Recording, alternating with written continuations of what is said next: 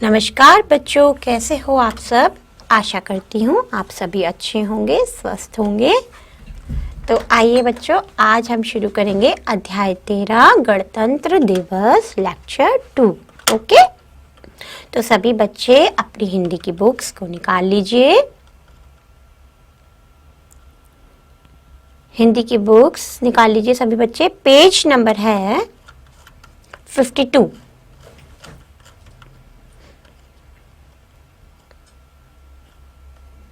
गणतंत्र दिवस। तो बच्चों, मैंने आपको बताया था लास्ट लेक्चर में गणतंत्र दिवस के बारे में कि कब हमारा देश आजाद हुआ था। बच्चों, पहले मैं आपसे प्रश्न करती हूँ आज और आप बताओगे। बोलो। यस, 15 अगस्त को 1947 यानी 1947, 15 अगस्त 1947 को हमारा देश आजाद हुआ था। तो उसके बाद हमारा देश का संविधान लागू भी हुआ था। संविधान लागू कब हुआ था? 26 जनवरी। ठीक है, 26 जनवरी 1950 को हमारे देश का संविधान लागू हुआ, 26 जनवरी को। तो तब हमारा देश क्या हुआ था? पूर्ण प्रभुसत्ता संपन्न राष्ट्र घोषित किया गया। तो उसी दिन से हम क्या करते हैं? अपने देश में गणतंत्र दिवस बनाते हैं। ठीक है, और मैंने आपको क्या बताया था लास्ट लेक्चर में कि पंडित नेहरू हमारे भारत के प्रथम प्रधानमंत्री बने थे और डॉक्टर राजेंद्र प्रसाद प्रथम राष्ट्रपति बने थे। बताया था ना मैंने आप सभी बच्चों को, है ना। और 26 जनवरी के दिन हमारे राष्ट्रीय जीवन में एक अनूठे उत्साह एवं उमंग का वातावरण उत्पन्न हो जाता है। और उसी दिन से क्या हो जाता है? 26 जनवरी के दिन से ही हमारे राष्ट्रीय जीवन को बड़ा ही अनूठा उत्साह हमारे जीवन में मनाया जाता है और बहुत ही उमंग का वातावरण उत्पन्न हो जाता है। और भारतीय जनता आज भी इस दिन को बड़ी धूमधाम से बनाती है। और हम लोग क्या करते हैं, यानी भारतीय जनता यानी हम इस दिन को बड़ी ही धूमधाम से बनाते हैं। बहुत ही हम उस दिन जश्न बनाते हैं, सेलिब्रेशन करते हैं। बच्चों करते हैं ना, आप देखते हो ना स्कूलों में भी कितने धूमधाम से। जब 26 जनवरी आता है तो कितना बड़ा फंक्शन होता है उस दिन, होता है ना। बच्चे तरह तरह से ड्रेसेस पहन के आते हैं, अलग अलग तरह के ड्रेसेस। कोई चाचा नेहरू बन के आता है, कोई सुभाष चंद्र बोस बन के आता है, और सब कुछ ना कुछ बोलते भी हैं, है ना। तो चलिए अब हम आगे से पढ़ना शुरू करेंगे बच्चों। ठीक है, और इस दिन क्या होता है? झांकियां भी निकलती है ना। चलो आगे पढ़ते हैं अब। ठीक है, चलो अब ये हमारा जो पेज नंबर है 52 में हमारा यहाँ से पढ़ेंगे हम भारत की राजधानी। ठीक है, भारत की राजधानी से पढ़ेंगे। भारत की राजधानी दिल्ली में यह पर्व विशेष उत्साह से मनाया जाता है।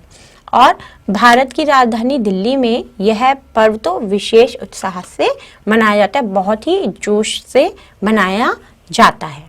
ठीक है, और इसी दिन राष्ट्रपति की सवारी निकलती है।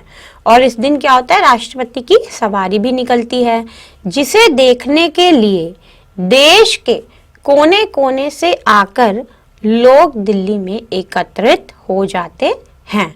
और इस दिन क्या होता है? राष्ट्रपति की सवारी निकलती है और जिसे देखने के लिए देश के कोने कोने से लोग आकर दिल्ली में इकट्ठे हो जाते हैं, एकत्रित हो जाते हैं।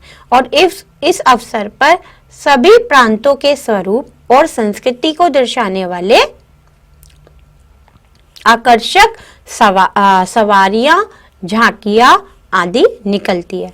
और इस दिन क्या होता है? जैसे सारे देश आ गए, अब जैसे आंध्र प्रदेश है, ठीक है, पंजाब है ना, हरियाणा है, हिमाचल है। वहाँ के जो कस्टम्स होते हैं, वहाँ पर जो खाना खाया जाता है, वहाँ की जो पहनावा होता है, वहाँ की जो संस्कृति होती है, वहाँ के जो धर्म ग्रंथ होते हैं, वहाँ के जो धर्म होते हैं, तो वो सारे जितने भी प्रांत हैं वो सारा अपना एक तरह से स्वरूप, जो वो कैसे रहते हैं, वहाँ का लाइफस्टाइल, सब कुछ अपना सब चीजें वो दर्शाते हैं। और वहाँ पे क्या क्या चीजें मिलती है, वहाँ पर सब कुछ उन चीजों को दर्शाया जाता है। ठीक है। तो इन झांकियों में सब कुछ, ये सब सवारियां निकलती हैं और आकर्षक सवारियां होती हैं, झांकियां होती हैं, जो इन सबको हमें दर्शाया जाता है। तो इस अवसर पर सभी प्रांतों के स्वरूप और संस्कृति को दर्शाने वाली आकर्षक सवारियां, झांकियां आदि निकलती हैं। राष्ट्रपति 4 घोड़ों की बग्गी पर बैठकर निकलते हैं, और जो राष्ट्रपति है वो 4 घोड़ों की बग्गी पर बैठकर निकलते हैं। 4 घोड़ों की बग्गी पर बैठकर राष्ट्रपति निकलते हैं। इस दिन राष्ट्रपति भवन को सामान्य जनता के लिए खोल दिया जाता है, और इस दिन क्या होता है, जो राष्ट्रपति भवन है वो सामान्य जनता के लिए खोल दिया जाता है। यह प्रत्येक वर्ष के प्रारंभ में पड़ने वाला एक राष्ट्रीय पर्व है, और ये जो प्रत्येक वर्ष के प्रारंभ में मतलब शुरू में ही पड़ जाता है, जब जनवरी आता है शुरू में ही आ जाता है ना, तो प्रत्येक वर्ष मतलब हर साल ये शुरू में ही पड़ जाता है। जनवरी आता है ठंड में, शुरू में ही ये प्रत्येक वर्ष हर साल प्रारंभ मतलब शुरू में ही पड़ने वाला एक राष्ट्रीय पर्व है। राष्ट्रीय पर्व क्या होता है, नेशनल सेलिब्रेशन, जिसे पूरा देश सेलिब्रेट करता है, तो ये राष्ट्रीय पर्व है, राष्ट्रीय एक त्योहार है। ठीक है। तो राष्ट्रपति 4 घोड़ों की बग्गी पर, जो राष्ट्रपति होते हैं हमारे, वो 4 घोड़े चलते हैं, 4 घोड़ों की इस तरह से बग्गियां होती है, उस पर बैठकर वो निकलते हैं। और इस दिन राष्ट्रपति भवन को बहुत ही जैसे सामान्य जनता होता है उनके लिए, सामान्य जनता मतलब हम जैसे सभी लोगों के लिए खोल दिया जाता है, और यह प्रत्येक वर्ष के प्रारंभ में पड़ने वाला एक राष्ट्रीय पर्व है। ठीक है। तो चलिए इसके कठिन शब्द लिख लेते हैं। राजधानी,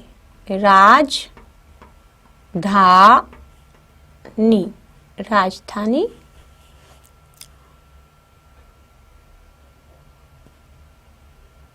विशेष,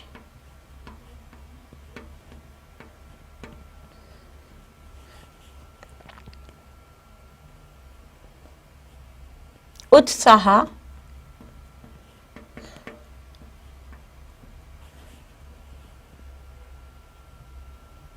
एकत्रित,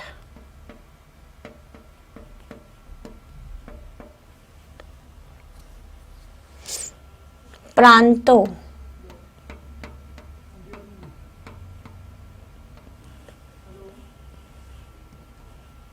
स्वरूप,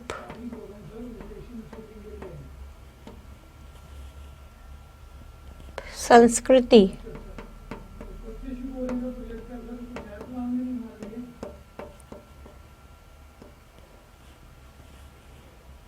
दर्शाने,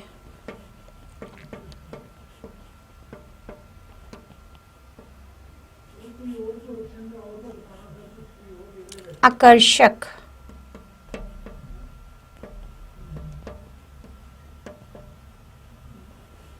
सवारियां। तो ये सारे कठिन शब्द आपको बच्चों अपनी नोटबुक में लिखने हैं। सवारियां। और आकर्षक कैसे लिखेंगे, आकर्षक, तो श शब्द कौन है उस पर आप र लगाएंगे। ठीक है। आकर्षक सवारियां, झांकियां, झांकियां,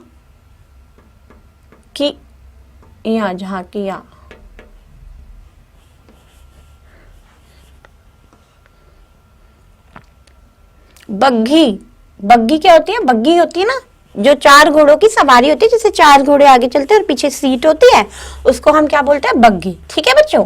बग्गी कैसे लिखेंगे, ब आधा ग फिर घी, बग्गी, घ पे बड़ी की मात्रा। ओके, बग्गी।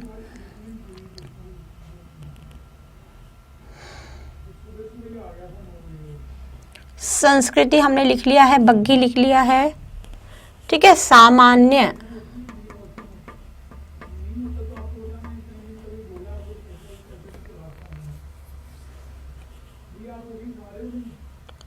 प्रत्येक,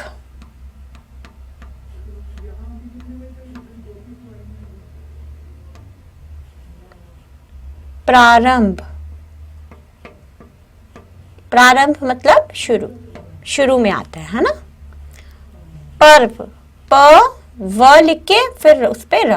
कुछ शब्द हमने पहले भी लिख चुके हैं बच्चों, पहले वाले लेक्चर में। ओके, तो आप उसमें से भी देख सकते हो कि क्या क्या हमने शब्द लिखे हैं, उसमें से भी लिख सकते हो बच्चों। मैं आपको दोबारा नहीं लिखवा रही हूँ, कुछ शब्द मुझे याद है कि मैंने कौन से लिखे थे, तो वो मैंने दोबारा रिपीट नहीं किया, वो आप पहले लिख चुके हो। क्योंकि प्रांतो, प्रा पे प्रा होगा ना, प्रा, प्रा पे आ का मात्रा, फिर उसके बाद बिंदी लगेगी प्राण के, प्रांतो, प्रांतो। ठीक है बच्चों, इस तरह से लिखना है आपको।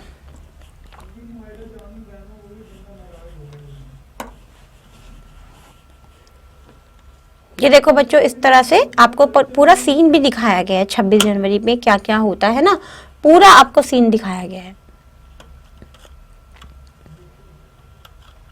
चलिए अब आगे पढ़ते हैं।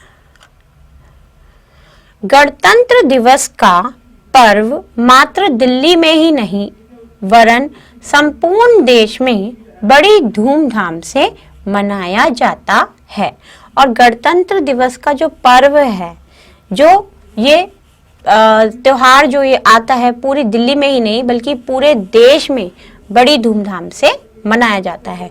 तो गणतंत्र दिवस का पूरा मतलब पर्व जो है हमारी दिल्ली में ही नहीं बल्कि कहाँ, पूरे देश में ये बनाया था। पूरा देश, पूरा हिंदुस्तान में ये बड़ी ही धूमधाम से मनाया जाता है। प्रातः काल सभी विद्यालयों में तिरंगा झंडा फहराया जाता है। अब आपको बच्चों तिरंगा झंडा तो पता ही है ना हमारा कैसा होता है, और हम इस दिन तिरंगा झंडा फहराते हैं। ठीक है, देखो तिरंगा झंडा कैसा होता है हमारा।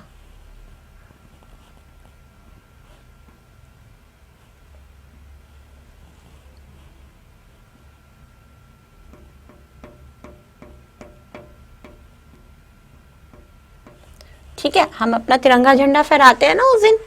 ठीक है, ऊपर होता है ऑरेंज कलर, बीच में वाइट और लास्ट में ग्रीन, सैफरॉन कलर भी बोलते हैं हम इसको। ठीक है,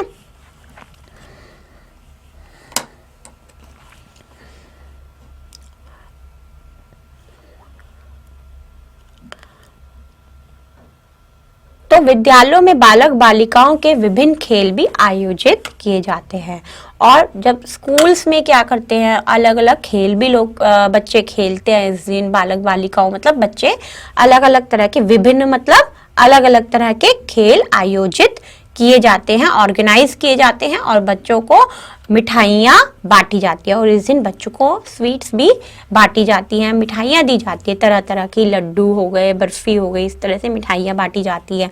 और जगह जगह पर सार्वजनिक सभाएं आयोजित की जाती हैं, और जगह जगह पर सार्वजनिक सभाएं भी आयोजित की जाती हैं। और इससे लोग आज़ादी के महत्व को समझते हैं। और इससे लोगों को क्या पता चलता है, जैसे हम स्कूलों में सेलिब्रेट करने से, जगह जगह गली मोहल्लों में जैसे हम जाते हैं यहाँ वहाँ, उस दिन आज़ादी के महत्व को ही समझाते हैं ना, है ना बच्चों। तो इससे क्या होता है, हमें ये पता चलता है कि हमें आज़ादी जब मिली, और इस दिन का ज्ञान पता चलता है कि इस दिन हम, हमारे देश को आज़ादी के बाद हमारा संविधान भी लागू हुआ था। तो इससे लोग आज़ादी के महत्व को समझते हैं। इस दिन सांस्कृतिक कार्यक्रमों और कवि सम्मेलनों का भी आयोजन किया जाता है। और इस दिन क्या होता है, कुछ सांस्कृतिक कार्यक्रम रखे जाते हैं, जैसे आप ऊपर भी देख रहे हैं, देखो कितने सारे तो कार्यक्रम, जैसे मैंने अभी बताया आपको, अलग अलग तरह के देश आते हैं। कोई हिमाचली है, कोई शिमला मतलब आंध्र प्रदेश से है, कोई पंजाब से है, कोई उत्तराखंड से है, कोई कहीं से है। तो वो क्या करते हैं, अपने अपने कार्यक्रम, जो अपने अपने देश की ड्रेसेस पहन के अपने अपने कार्य अपने वो दिखाते हैं, अपने नृत्य दिखाते हैं, या फिर कोई गीत वो गाकर दिखाते हैं, कोई अपना लेक्चर्स बोलते हैं, है ना। तो कवि सम्मेलन का भी आयोजन किया जाता है। जैसे कवि सम्मेलन, जैसे कवि होते हैं वो अपनी कोई भी कविता अपना बताते हैं, और और क्या होता है, उस दिन हम भारतवासी अपनी आज़ादी की रक्षा का संकल्प लेते हैं कि हम इस आज़ादी की रक्षा, अपने भारत की रक्षा करेंगे और आज़ादी की रक्षा का वो संकल्प लेते हैं।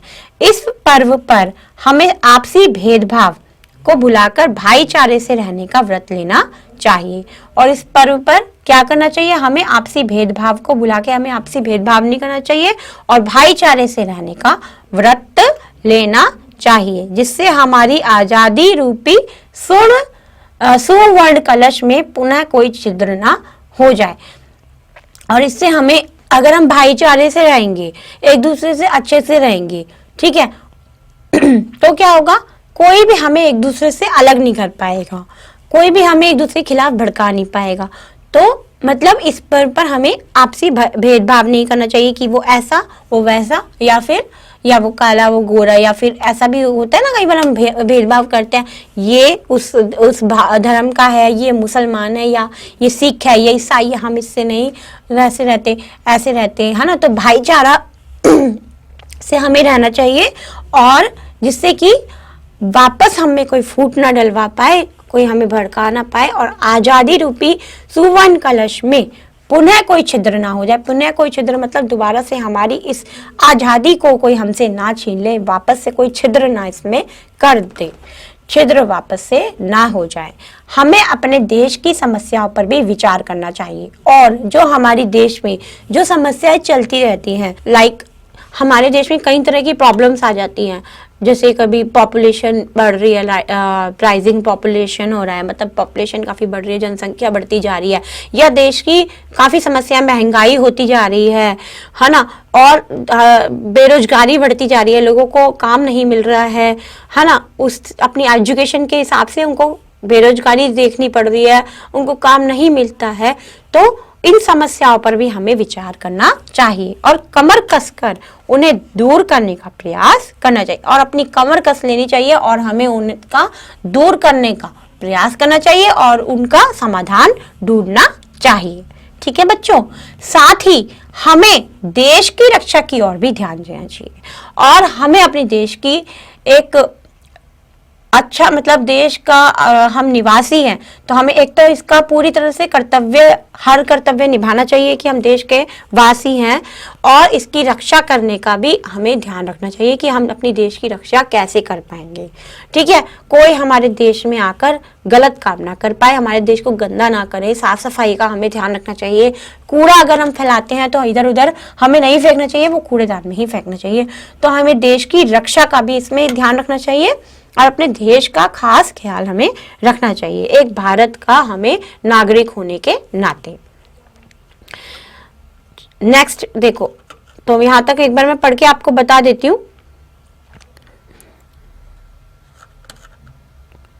कि हमें अपने देश की समस्याओं पर भी विचार करना चाहिए और कमर कसकर उन्हें दूर करने का प्रयास करना चाहिए। साथ ही हमें देश की रक्षा की और भी ध्यान देना चाहिए, और जब हम इन बातों पर विचार करते हुए आगे बढ़ेंगे, तभी हम देश सेवा में अपना तन मन धन अर्पित करेंगे, और तभी हमारा देश आगे बढ़ेगा। और जब हम सारी बातों पर विचार करेंगे, इन सारी एक एक छोटी छोटी बातों पर अगर हम ध्यान देते हैं ना बच्चों, तभी हम क्या करेंगे, आगे बढ़ पाएंगे, और हम अपनी देश की सेवा भी कर पाएंगे, और अपना तन मन धन पूरा अपने देश के लिए अर्पित करेंगे। और जब हम अपनी तन मन धन से पूरा अपने आप को देश सेवा में अर्पित कर देंगे, तभी हमारा देश आगे बढ़ पाएगा। और मैं आशा करती हूँ आप सभी बच्चे देश सेवा जरूर करेंगे, और तन मन धन से आप भी अर्पित होंगे, और अपने हर बातों का जो मैंने आपको बताया इस पूरे चैप्टर में और मैंने समझाया है, वो आप सारी बातें अपने जीवन में जरूर लागू करेंगे, अपनी देश की रक्षा जरूर से करेंगे, तभी हमारा देश आगे बढ़ेगा। ठीक है, और तभी हमारा देश आगे तरक्की करेगा। ठीक है बच्चों, समझ में आ गया? तो देखो, ये देखो आपको कैसे सैल्यूट भी करते हो ना, कि देखो कि पिक्चर्स बनी हुई है यहाँ पे। जब आप झंडा फहराते हैं 26 जनवरी वाले दिन, तो किस तरह से स्कूल में आप जय हिंद करते हैं बच्चों, बिल्कुल सीधे खड़े होते हैं और इस तरह से जय हिंद सैल्यूट मारते हैं। तो आप सभी बच्चों को ऐसे जय हिंद भी करना है। ठीक है, उस दिन क्या होता है, इससे सम्मान बढ़ता है, हमारे देश का बढ़ता है ना। और हमें जब हम अपने देश का सम्मान करते हैं तो हम एक अच्छे नागरिक कहलाते हैं। ठीक है बच्चों, चलो अब हम इसके कठिन शब्द लिख लेते हैं जो इसमें आए हैं इस पाठ में, जो आगे आज हमने पढ़ा है। इसके कठिन शब्द हम लिख लेते हैं। छिद्र,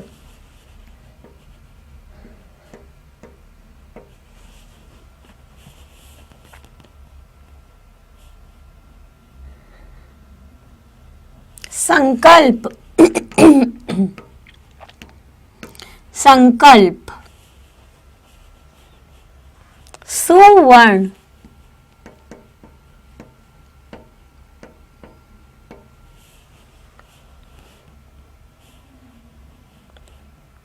भाईचारे,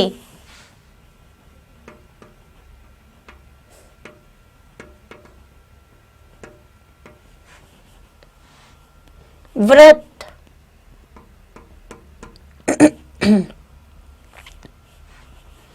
समस्याओं, समस्याओं, समस्याओं,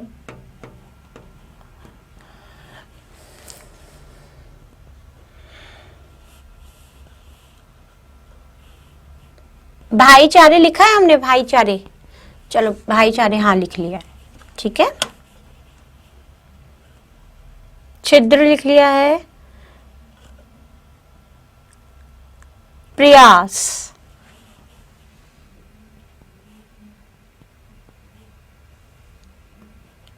प्रयास,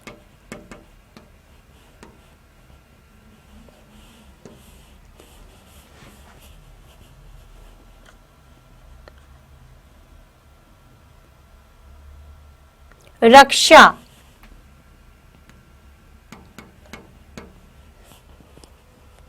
ध्यान। ठीक है बच्चों, तो सारी मात्राओं का आपको ध्यान रखना है और एक एक शब्द का ध्यान रखना है कि हम कैसे लिख रहे हैं। ठीक है बच्चों,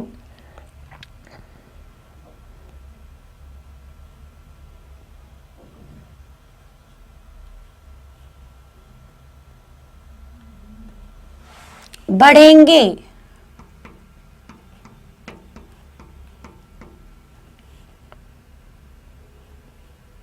अर्पित,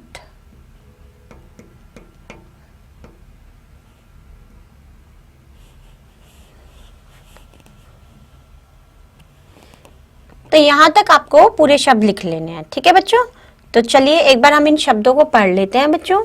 ठीक है, राजधानी, विशेष, उत्साह, एकत्रित, प्रांतों, स्वरूप, संस्कृति, दर्शाने, आकर्षक, सवारियां, झांकियां, बग्गी, सामान्य, प्रत्येक, प्रारंभ, पर्व, प्रांतों, छिद्र, संकल्प, सुवर्ण, भाईचारे, व्रत, समस्याओं, प्रयास, रक्षा, ध्यान, बढ़ेंगे, अर्पित।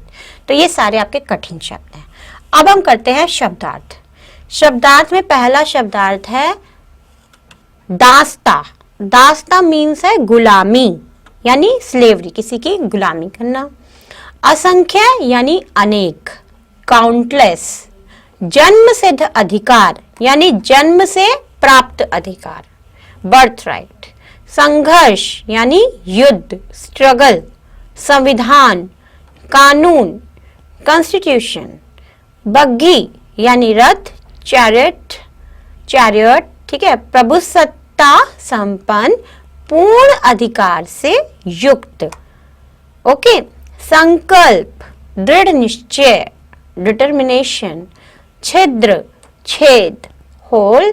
कमर कसकर, हर तरह से तैयार रहना, to be ready by all means. तो ये सारे आपके शब्दार्थ हैं जो आपको नोटबुक में लिखने हैं। और ये जो मैंने आपको कठिन शब्द लिखवाया ना बच्चों, वो भी आप लिखना। ठीक है, तो आज हमारा ये लेक्चर कंप्लीट हो गया, ये पूरा चैप्टर हमने कर लिया है।